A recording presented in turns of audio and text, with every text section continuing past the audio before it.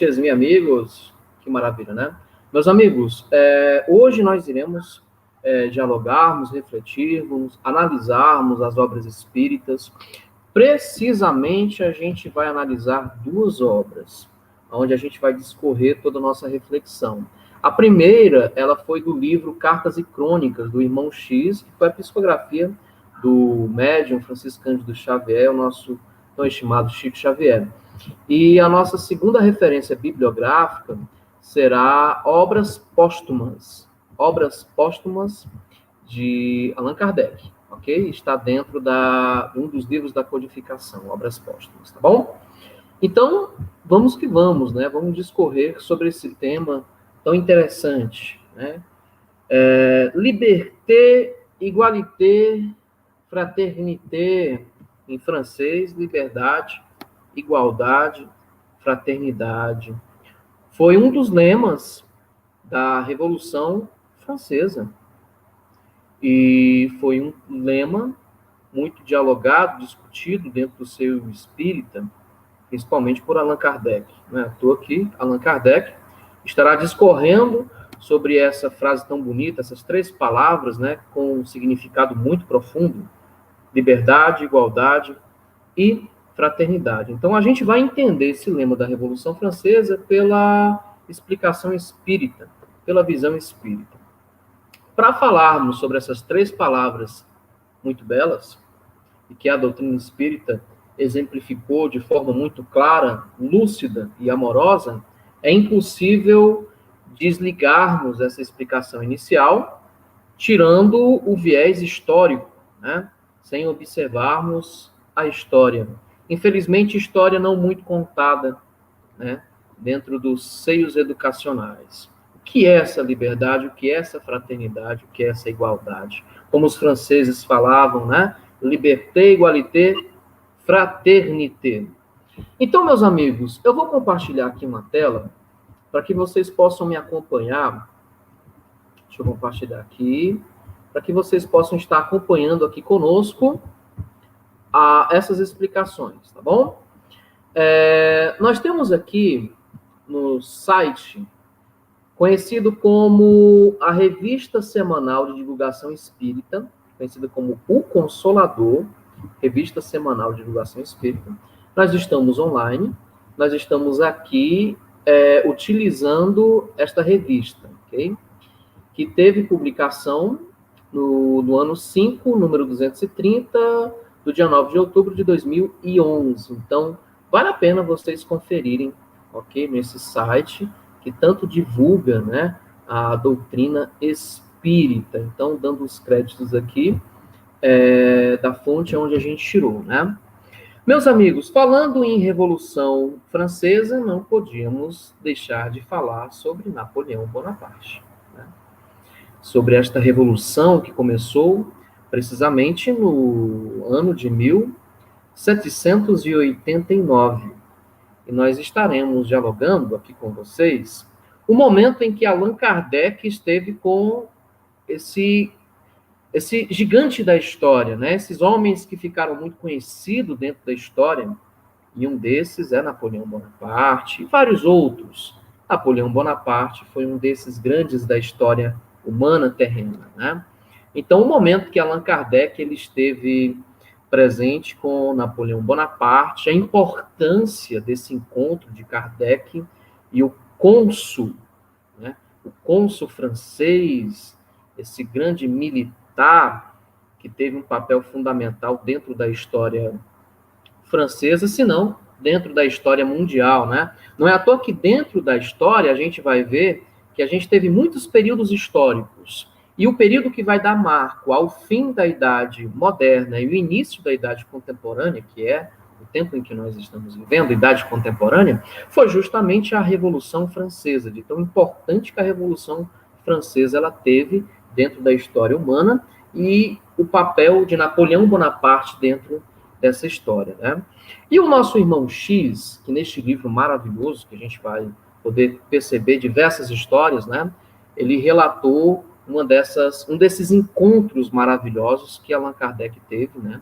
No mundo espiritual, em desdobramento espiritual, com, então, Napoleão Bonaparte, este que estaria assumindo, né, o governo francês, esse que estaria assumindo, né, no cargo de cônsul, de primeiro cônsul da República Francesa, né?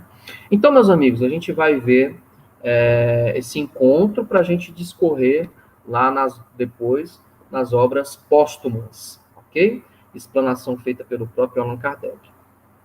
Então, meus amigos, o encontro de Napoleão Bonaparte e Irmão X, né? Logo após o 18 de Brumário, isso é, no ano de 1799, quando Napoleão se fizer o primeiro cônsul da República Francesa, reuniu-se na noite de 31 de dezembro de 1799, no coração da latinidade, nas esferas superiores, grande assembleia de espíritos sábios e benevolentes, para marcarem a entrada significativa do novo século. E quão importante foi esse novo século, né, meus amigos? A gente pode até pensar que a história ela está muito desligada com a espiritualidade, mas é um ledo engano, né? Se nós analisarmos que a Revolução Francesa foi o pontapé inicial para dar abertura à codificação espírita, nós entenderemos quão grande foi a importância desse momento que Allan Kardec teve com Napoleão Bonaparte, né? Ou seja, a Revolução Francesa foi o pontapé inicial, foi a abertura inicial para a gente ver o que ocorreu no século XIX, lá na França, com o mestre lyonês Allan Kardec trazendo, sendo o codificador da terceira consolação, o terceiro consolador, né? O consolador prometido pelo Cristo. Então, prosseguindo, né? Antigas personalidades de Roma imperial, pontífices e guerreiros das Gálias, figuras notáveis da Espanha, ali se congregavam dentro dessa esfera espiritual do mundo superior, né? Olha que interessante, para dar abertura a um momento tão importante para a humanidade, a espiritualidade se reuniu, né? Legiões dos Césares com seus estandartes, falange de batalhadores do mundo gaulês e grupos de pioneiros da evolução hispânica, associados a múltiplos representantes das Américas, ou seja, enfim, diversos espíritos se reuniram para aquele marco importante que, basicamente, iria dar início ao Império Napoleônico, né? Mas não somente os latinos se faziam representados no grande conclave, gregos ilustres, lembrando as confabulações da Acrópole gloriosa, os israelitas, ou seja, todo o mundo antigo, os grandes nomes, as grandes falanges de espíritos que pisaram nesta terra, estiveram naquele momento. Chineses, filósofos hindus, teólogos budistas, né? Continuadores de Maomé, ou seja, toda a representatividade espiritual de importância que tem aqui no nosso planeta Terra estava nessa reunião. No concerto das brilhantes delegações que aí formavam, com toda a sua fulguração representativa, surgiram espíritos de velhos batalhadores do progresso que voltariam à liça carnal ou que a seguiriam de perto para o combate à ignorância e à miséria, na laboriosa preparação da nova era de fraternidade e da luz. A nova era de fraternidade, aonde o lema dessa nova era de fraternidade era o que nós colocamos aqui no título da mensagem de hoje: liberdade, igualdade e fraternidade. Na deslumbrante espetáculo da espiritualidade superior, com a refulgência de suas almas, achavam-se os grandes que pisaram nesse planeta. Espíritos que vieram em missão para trazer luzes, espíritos de escola, espíritos que trouxeram um vasto conhecimento de suas experiências acumuladas para trazer luz de conhecimento, não só de conhecimento, mas principalmente de consolação a todos nós que estávamos reencarnados. E dentre eles estava Sócrates, Platão, Aristóteles, ou seja, os grandes gregos antigos, milhares desses espíritos estavam por lá. Ok? Depois da palavra rápida de alguns orientadores eminentes, invisíveis clarins soaram na direção do plano carnal e em breves instantes do seio da noite, que velava o corpo ciclópico do mundo europeu, emergiu sobre a custódia de esclarecidos mensageiros, reduzido cortejo de sombras que pareciam estranhas e vacilantes, confrontadas com as feéricas irradiações do palácio festivo. Era um grupo de almas ainda encarnadas que, constrangidas pela organização celeste, remontavam à vida espiritual para a reafirmação de compromissos. Ou seja, dentro dessa esfera, esse local onde estavam reunidos diversos espíritos de importâncias, né, gigantescas no mundo antigo, estavam lá todos reunidos e chegaram essa comissão de espírito em desdobramento espiritual, ou seja, estavam em sonolência do corpo, seus espíritos estavam livres, e estes vinham até o encontro desta grandiosa assembleia. E à frente desse grupo vinha Napoleão Bonaparte, que centralizou os interesses de todos os que estavam ali presentes. Era bem o grande corso com seus trajes habituais e com seu chapéu característico, ou seja, Napoleão era a figura principal ali daquela assembleia de espíritos de escola, né? Olha só, o que Napoleão tinha, né, para todos ali estarem reunidos naquele momento, né? Olha só, entre aqueles que o seguiam na singular excursão, encontrava-se respeitáveis autoridades reencarnadas no planeta, como, por exemplo, o próprio Beethoven. Diversos outros. Beethoven estava lá, Pestalozzi, e por aí vai, né? Além de outros campeões da prosperidade e da independência do mundo, ou seja, espíritos que estavam reencarnados, né, em desdobramento, acompanharam Napoleão Bonaparte, né? Olha que importância teve esse momento, né? Acanhados no veículo espiritual que os prendia à carne terrestre, quase todos os recém-vindos banhavam-se em lágrimas de alegria e de emoção. O primeiro cônsul da França, porém, trazia os olhos enxutos, não bastante a extrema palidez que lhe cobria a face. Recebendo o louvor de várias legiões, limitava-se a responder com acenos discretos quando os clarins ressoaram de modo diverso, como se pusessem a voar para os sinos no rumo do imenso infinito. Então, meus amigos, eu vou continuar a explicação, não mais a leitura, tá bom? E a gente vai entender que momento era este, né? Que momento era este para a humanidade. Olha só. Dentro desse momento que a gente vai ver, dessa reunião celestial, né? Napoleão Bonaparte ali era figura principal deste momento, né? Ele e diversos outros estavam por ali. Compreendemos que Napoleão Bonaparte era a figura principal porque ele tinha um compromisso perante Deus, perante os seus débitos do passado, porque, quem não sabe, Napoleão Bonaparte foi a reencarnação, né, uma das reencarnações de Napoleão Bonaparte, que nós conhecemos como Napoleão Bonaparte, foi o grande César romano, né, o grande Júlio César, do Império Romano, o grande conquistador, Júlio César Romano, né?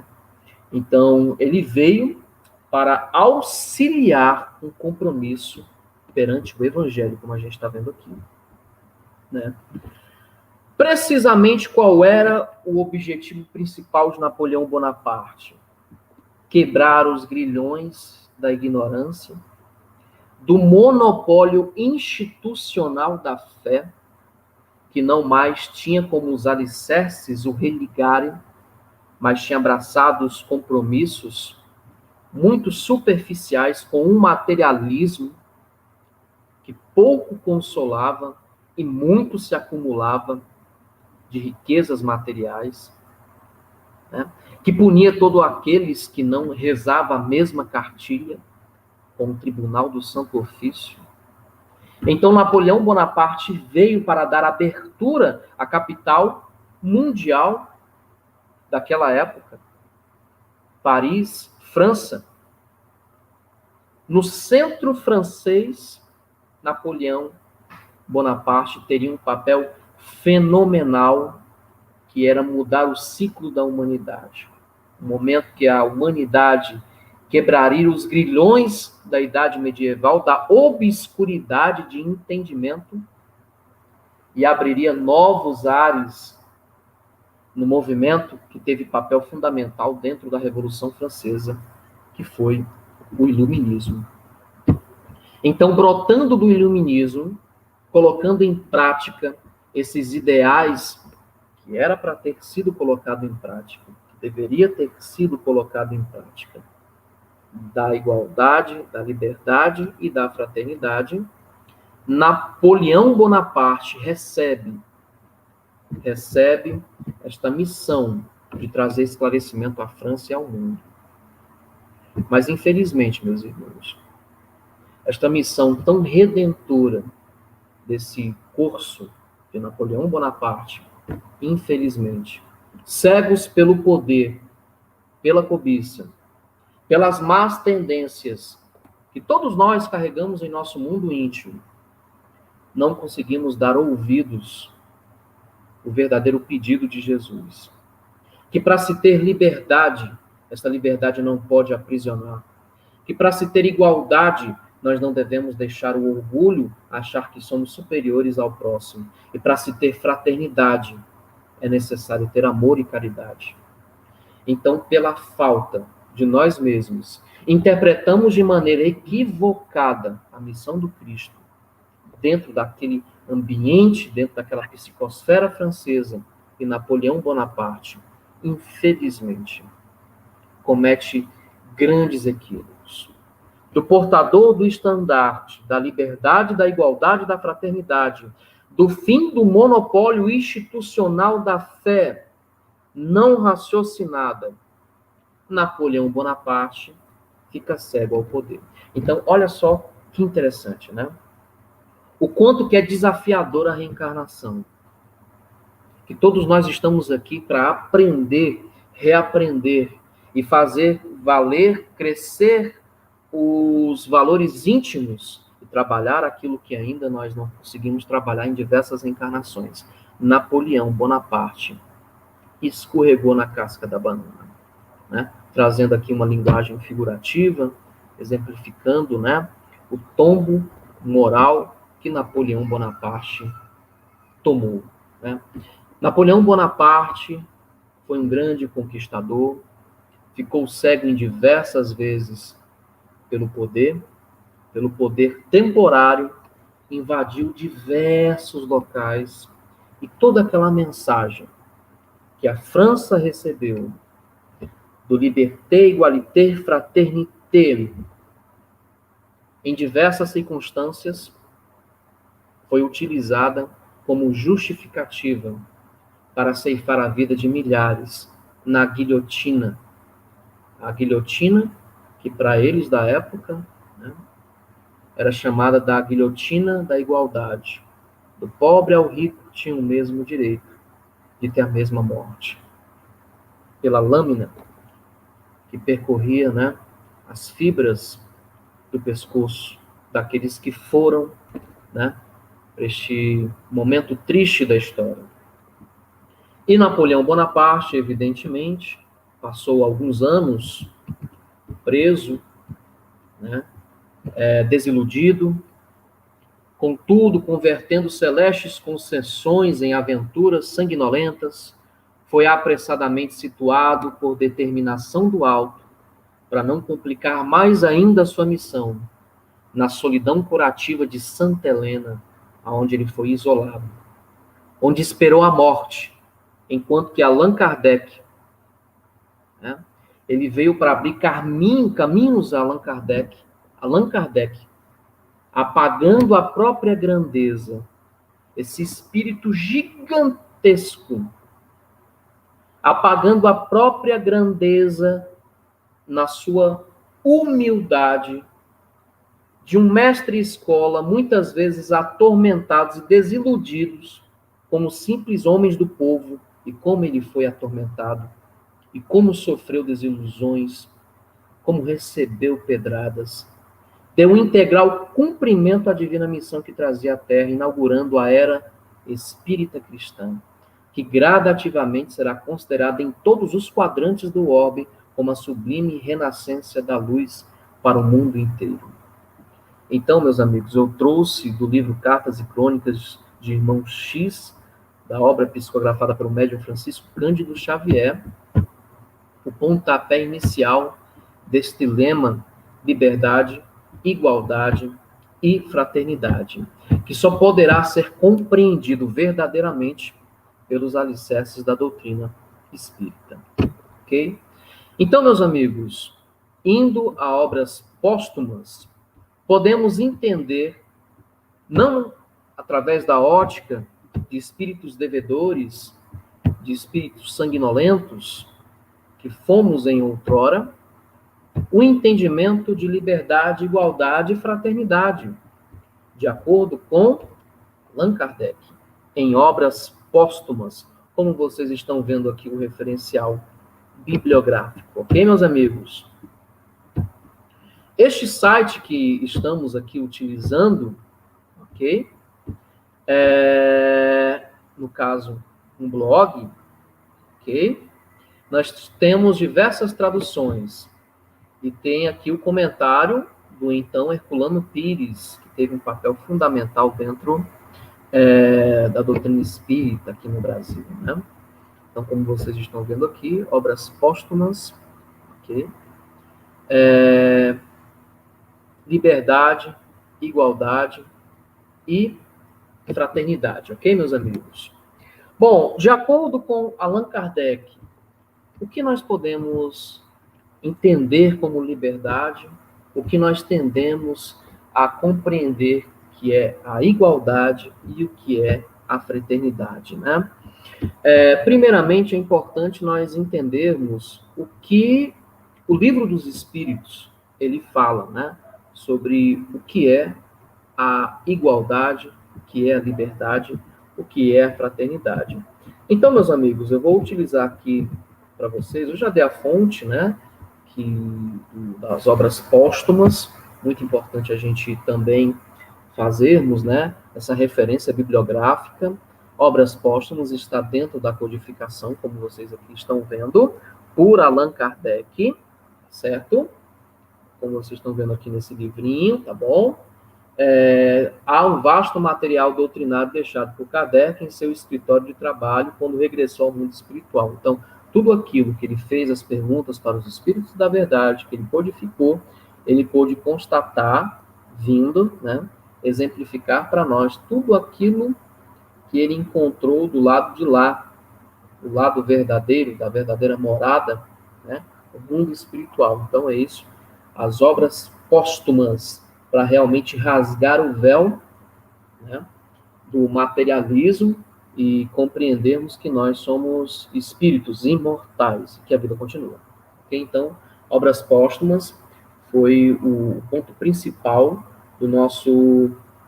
da nossa abordagem de hoje, tá bom? Então, leiam as obras póstumas, estudem, e não só as obras póstumas, mas a codificação, tá certo? E agora a gente vai ver os pontos no Livro dos Espíritos, tá bom? As receptivas perguntas de número 803 e as perguntas, né? A pergunta do número 827. Eu vou compartilhar aqui com vocês a tela para que vocês também possam acompanhar, tá bom? Então, vamos aqui, compartilhando aqui a tela.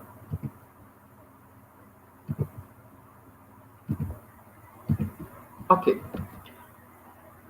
Pronto, meus amigos. Na questão 803 do Livro dos Espíritos, né, no capítulo 9 da Lei de Igualdade, nós compreendemos que todos nós devemos ter a igualdade, a liberdade e a fraternidade, porque são leis naturais. É algo que está em nós por direito sagrado, por direito divino. Que pode vir a lei que for, pode vir os homens que forem, né? Pode vir as concepções que forem, mas este é um direito inalienável, ou seja, não se deve em posição nenhuma tirar esse direito, porque é um direito natural, ok? O direito à igualdade, tá bom? Então, perante Deus, são iguais todos os homens? Né? Olha que pergunta. Existe alguém que foi criado à parte da natureza Ou seja, existe um espírito que foi criado à parte, que nasceu perpetuamente para ser bom e outro que nasceu perpetuamente para ser mal? Deus privilegiou algum homem em sua criação? Ele criou algum já, pelo menos um, já perfeito, sem ter que passar por todos os ditames da vida para crescer e evoluir? Ou seja, na criação, existe alguém que não é igual perante Deus, né? Todos somos iguais, mas perante as leis, em alguns momentos históricos, não foi bem assim, né? Perante as leis dos homens, existiam pessoas superiores e pessoas inferiores. Existiam pessoas que tinham direito e outras pessoas que não tinham direito, né? Então, importante nós compreendermos como é a interpretação da igualdade, da liberdade, da fraternidade perante Deus. Ok, meus amigos? E digo mais, se realmente utilizarmos a igualdade, a fraternidade e a liberdade, não haveria nenhum tipo de justiça social, ok? E todas as constituições seriam de ética tão profunda que as leis que muitas vezes são impostas seriam cumpridas, sem imposição alguma. Então vamos lá, né? Igualdade perante Deus, são iguais todos os homens? Olha a sua resposta, que maravilha. Sim. Sim, vírgula. Todos tendem para o mesmo fim. E Deus fez suas leis para todos. Fez para todos. Ou seja, todos nós partimos do mesmo princípio e todos nós estaremos caminhando para os mesmos fins. Isso quer dizer que Deus ama a todos sem distinção. Ama por igual. Por mais que a gente ame alguém e odeie o outro, para Deus isso não existe, porque todos são obra da criação. Deus ama todos por iguais. Sim, todos tendem para o mesmo fim e Deus fez suas leis para todos. Todos, no plural, todos, não existe distinção nenhuma. Dizeis frequentemente, o sol, luz para todos, e enunciais assim uma verdade maior e mais geral do que pensais. Observação. Todos os homens estão submetidos às mesmas leis da natureza. Todos nascem igualmente fracos, acham-se sujeitos às mesmas dores. O corpo do rico se destrói como o do pobre. Deus a nenhum homem concedeu superioridade natural, nem pelo nascimento, nem pela morte. Todos aos seus olhos são iguais. Aí a gente se pergunta, se Deus vê em nós como iguais, por que a gente consegue ver o outro com tanta antipatia?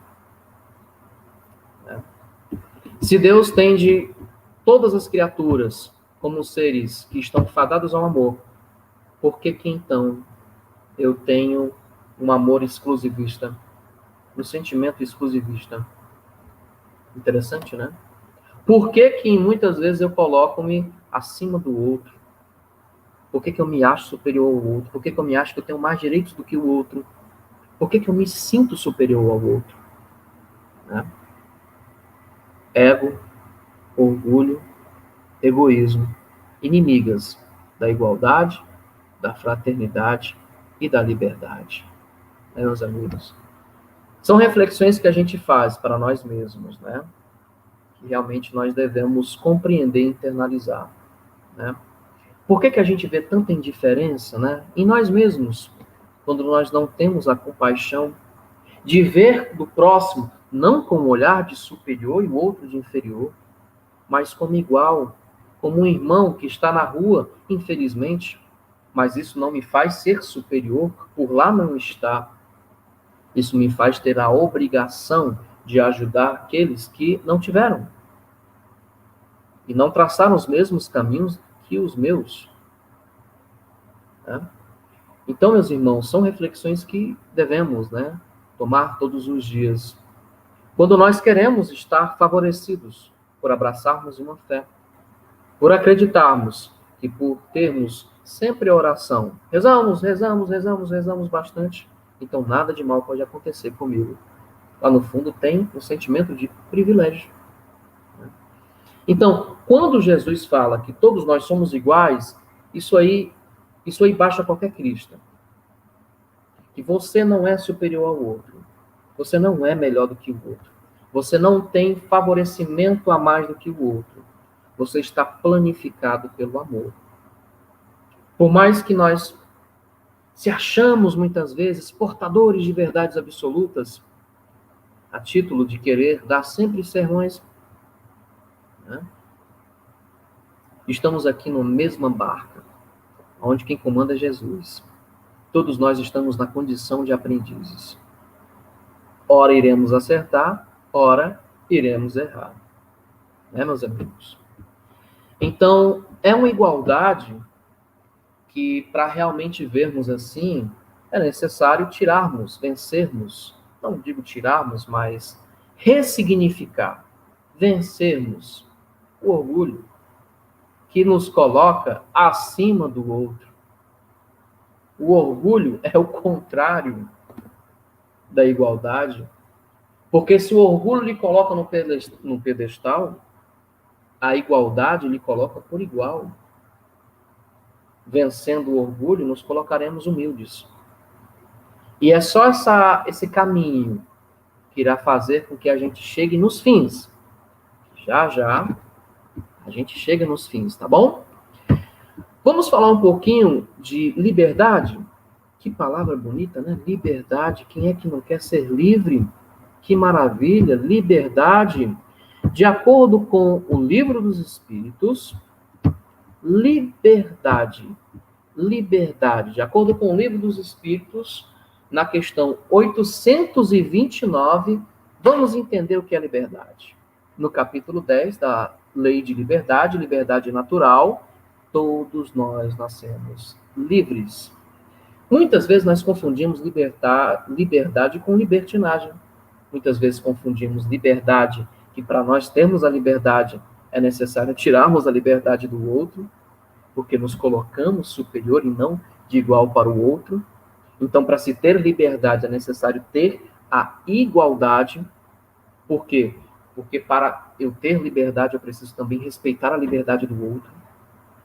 Tudo bem? Ah, mas espera aí.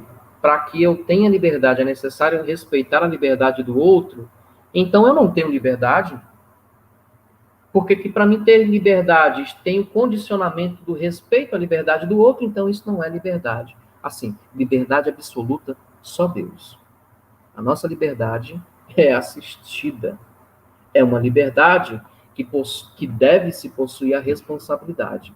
Não é à toa que a doutrina espírita, uma fé racional, sempre explica, né? Lei da ação e reação. Tenho a liberdade de plantar. Tenho o dever de colher. Causa e efeito. 827. A obrigação de respeitar os direitos alheios tira ao homem o de pertencer a si mesmo. Então, eu tenho um gosto, mas eu sei que essa minha vontade, esse meu desejo pode atrapalhar o outro. Então, eu não vou fazer o que eu desejo. Por quê? Estou pensando no outro. Né? Se a gente analisar dessa forma, a gente realmente tem liberdade? Né? A gente tem a nossa escolha. Nós temos o pertencimento de nossas próprias escolhas se eu faço algo que muitas vezes eu me sinto obrigado a fazer pelo bem coletivo.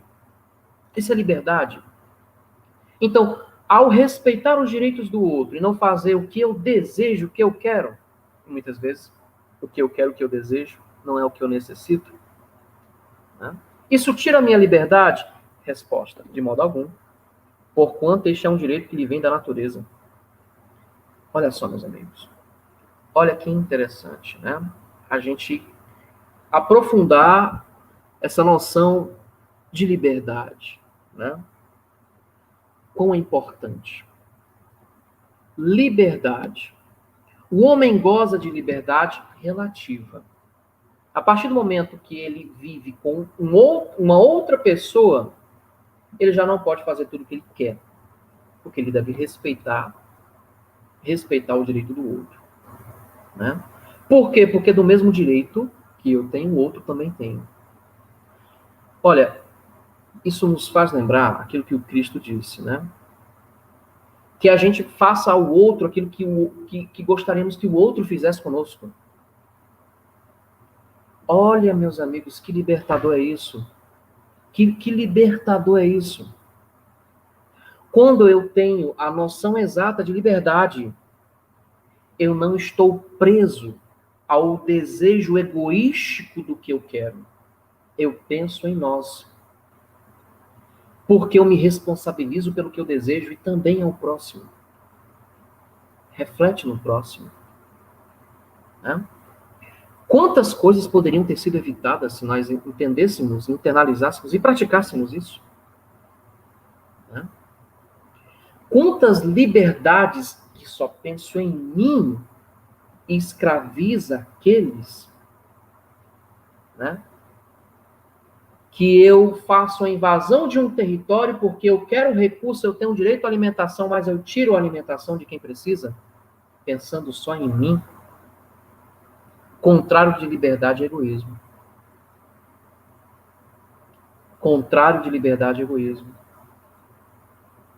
Eu só tenho liberdade quando todos estão em conjuntos, caminhando no mesmo percurso. Eu só tenho liberdade verdadeira quando os meus desejos, os meus atos, os meus sentimentos não prejudicam ninguém. Eu só teria essa liberdade quando eu tirar a prisão de mim mesmo, dos meus vícios. Nós falamos tanto de liberdade, né? Que esquecemos que nós, por muitas vezes, somos os nossos próprios carcereiros, presos aos vícios que não nos libertam, que nos aprisionam.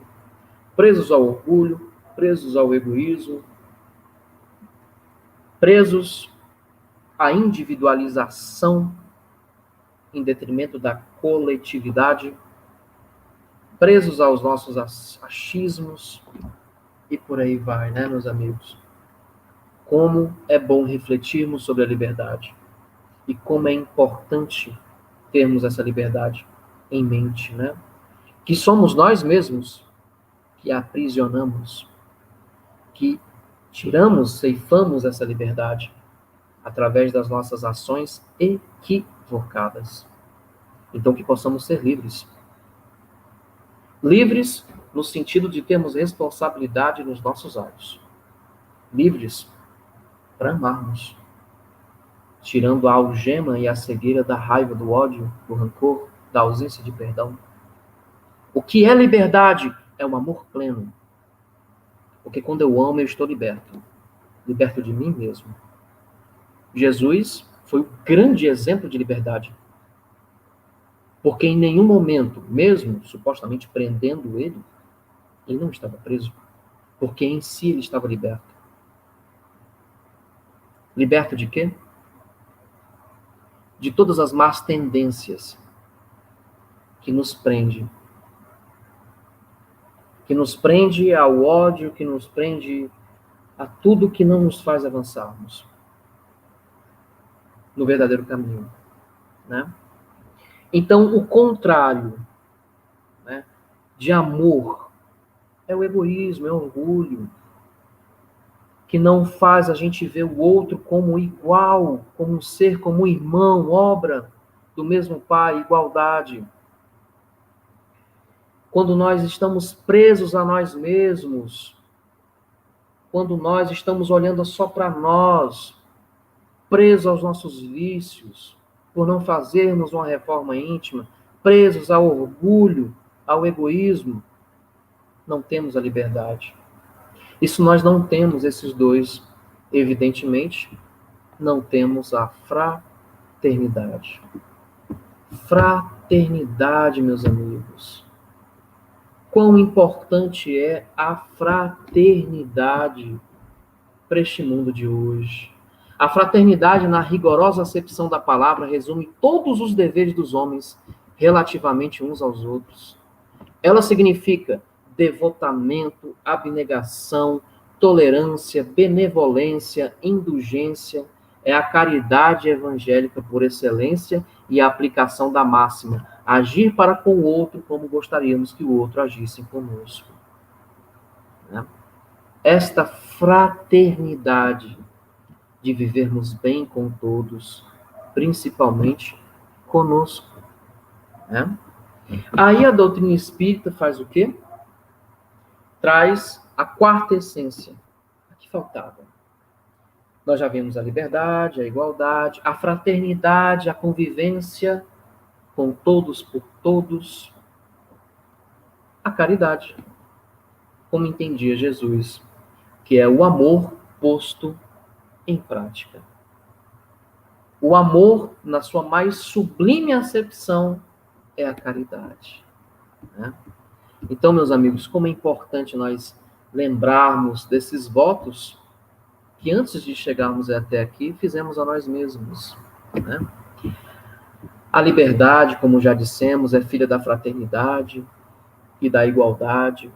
Falamos da liberdade legal e não da liberdade natural, que é por direito imprescritível para toda criatura humana, desde o selvagem ao homem civilizado, né?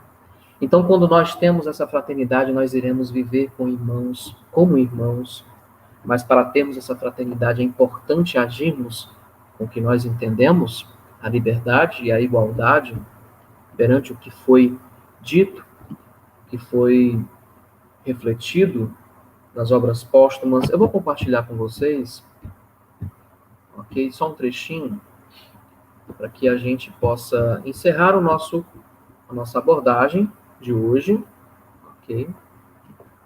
Fechando tudo, trazendo tudo, numa concepção de reflexão, tá bom? Vou compartilhar aqui a tela.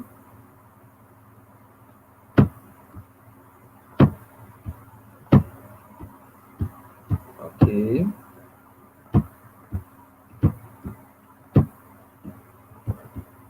Estamos aqui nesse blog, né, como eu já mostrei para vocês. Obras póstumas, primeira parte, liberdade, igualdade e fraternidade, como entendia Allan Kardec. Ok. Qual é o inimigo da igualdade? É o orgulho. Ok. O orgulho que por toda parte quer primar e dominar, que vive de privilégios, de exceções, pode suportar igualdade social, mas não a fundará jamais e a destruirá na primeira ocasião. Ora, sendo o orgulho, ele também uma das pragas da sociedade, enquanto não for destruído, oporá uma barreira à verdadeira igualdade. Então, o contrário de igualdade é o orgulho. Liberdade, dissemos, é filha da fraternidade e da igualdade. Falamos da liberdade legal, a liberdade, não da liberdade natural, que é por direito imprescritível para toda criatura humana, desde o selvagem ao homem civilizado. Vivendo os homens como irmãos, com os direitos iguais, animados de um sentimento de benevolência recíproca, praticarão entre si a justiça, não procurarão nunca se fazerem o mal, e não terão, consequentemente, nada a temer um dos outros. Okay? A liberdade será sem perigo, porque ninguém pensará em dela abusar em prejuízos de seus semelhantes. Mas como o egoísmo que quer tudo para si, o orgulho que quer sempre dominar, dariam a mão à liberdade que os destronaria? Os inimigos da liberdade são, pois, ao mesmo tempo, o egoísmo e o orgulho, como são da igualdade e da fraternidade. A liberdade supõe a confiança mútua.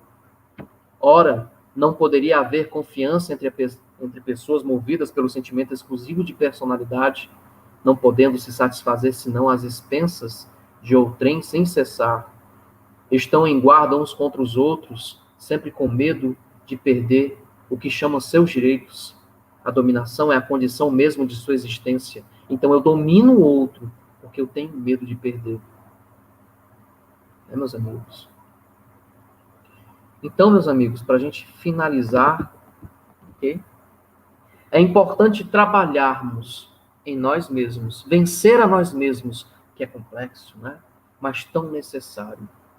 Para isso, é importante conhecer a nós mesmos, para ver realmente, entender realmente o que somos, nos perdoando. É a primeira prática da liberdade que devemos tomar a nós mesmos, conosco. Perdoar a nós, nos libertar da mágoa, da angústia, da tristeza, do medo que nos paralisa,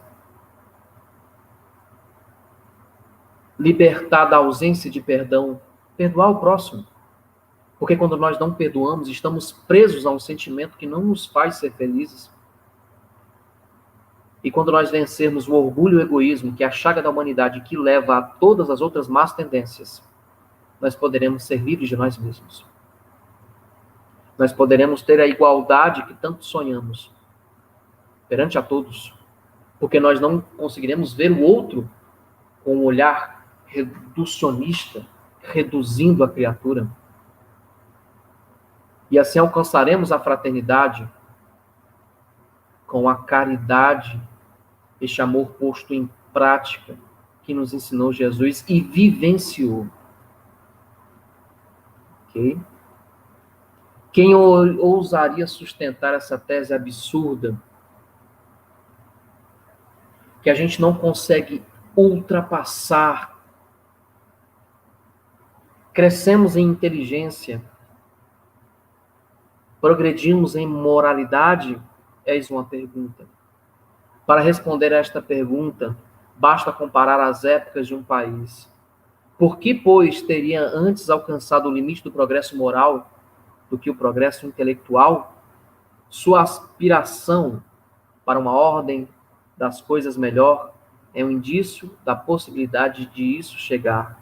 Aos homens progressistas, cabe ativar o movimento pelo estudo e pela prática dos meios mais eficazes, que é só o amor que poderá nos conduzir a uma sociedade justa, a uma sociedade com fraternidade, com igualdade e com liberdade, que tanto anseiamos para termos um mundo bem melhor.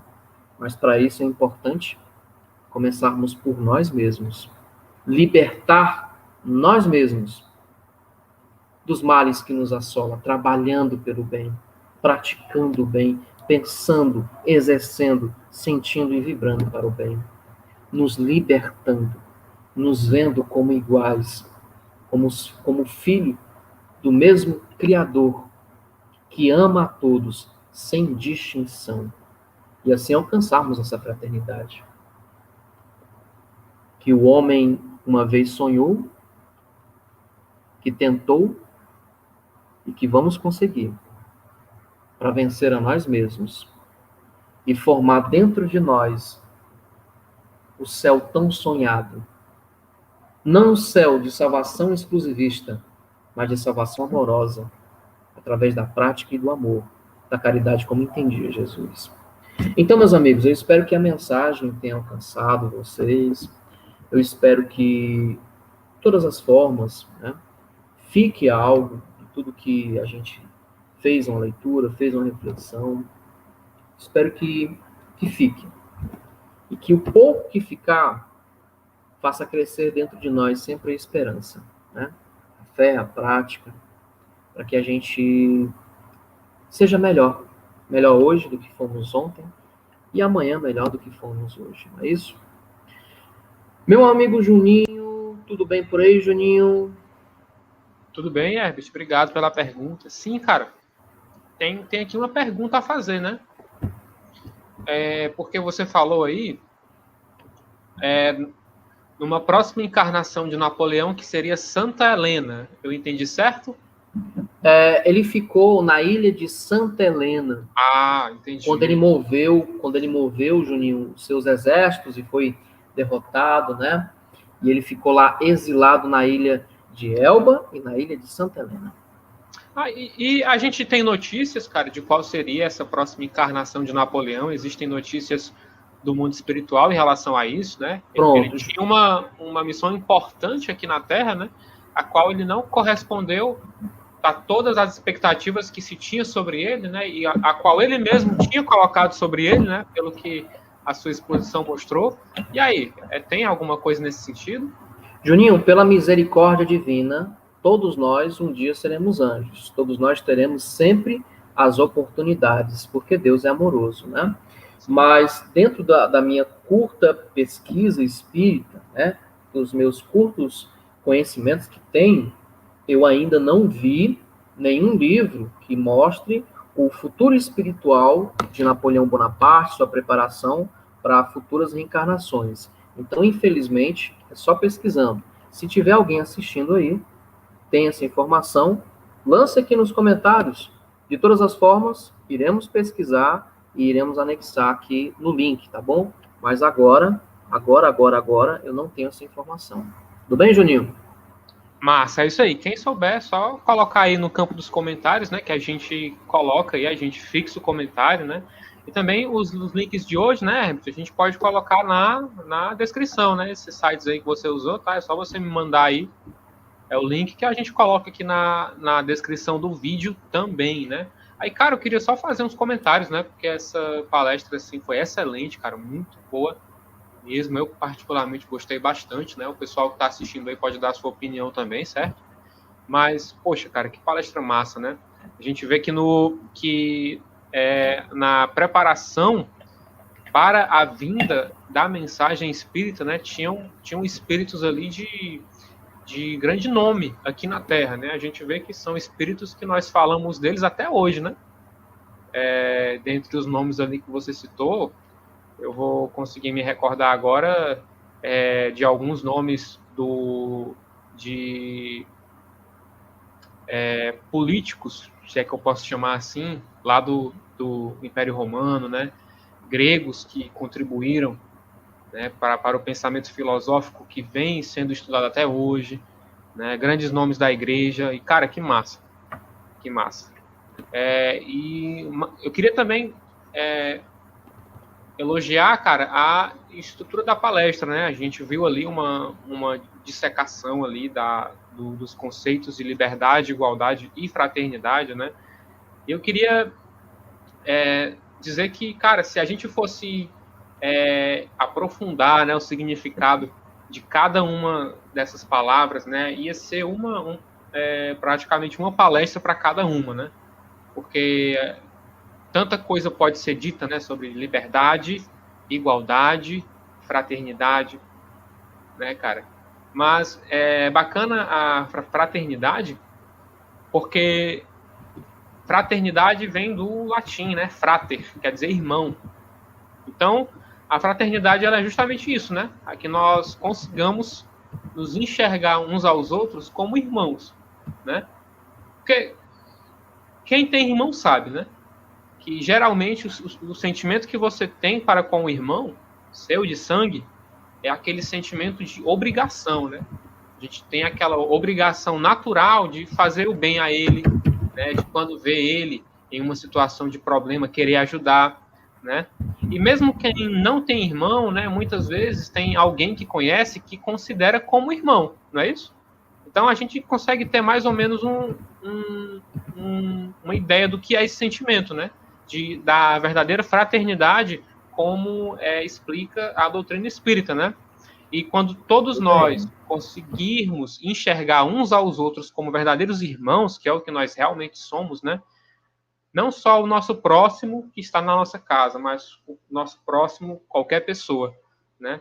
Quando todos nós conseguirmos ter essa obrigação de irmão uns para com os outros, aí, cara, não vai mais haver fome, não vão mais haver guerras, né? Nós já estaremos em um mundo muito melhor, né? Essa é a verdadeira fraternidade, né? Que é um sentimento que nós temos que buscar cultivar dentro da gente, né? E Deus nos coloca nesse laboratório que é a família, justamente para que nós possamos ter essa prática, né?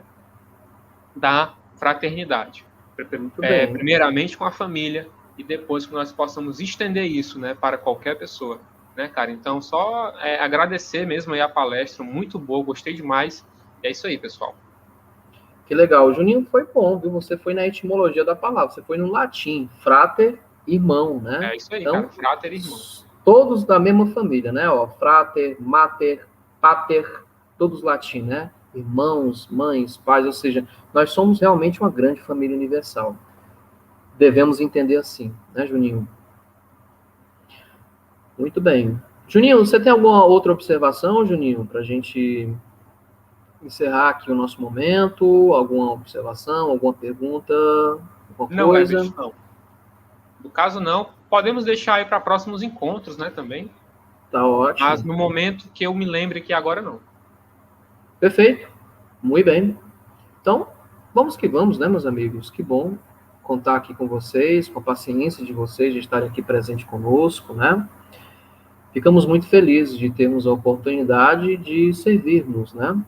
Temos muito que melhorar, mas sempre estamos prosseguindo, tentando e procurar sempre crescer, né?